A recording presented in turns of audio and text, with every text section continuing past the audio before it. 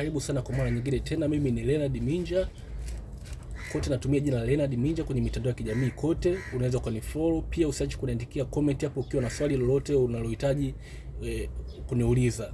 Leo tutajifunza jinsi ya kuupdate simu yako ya Samsung.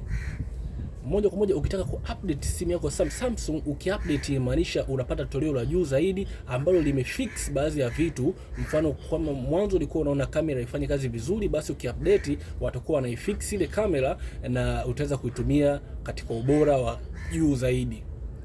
Unaingia moja kwa moja kwenye setting ya simu yako. Baada ya kuingia kwenye setting, unapandisha juu, unaingia kwenye sehemu pameandikwa biometric and security. Unaingia kwenye biometric and security. Baada ya hapo unaingia kwenye sehemu pameandikwa security update. Maana kama hapo unaona mara mwisho kuupdateiwa ni Disemba 1. Unaingia kwenye security update. Baada ya hapo sijasha internet, lakini kama unawasha internet basi itajiload. Baada ya hapo utaweza kudownload update ambayo imetoka kwenye simu yako ili kupata toleo la juu kabisa liloboreshwa kiusalama, pamoja na lilo ambalo limefix baadhi ya matatizo ambayo ulikuwa unayaona kipindi cha nyuma. Asante sana, subscribe hapo chini. Video kama hizi na nyingine nyingi zinakuja. Karibu sana.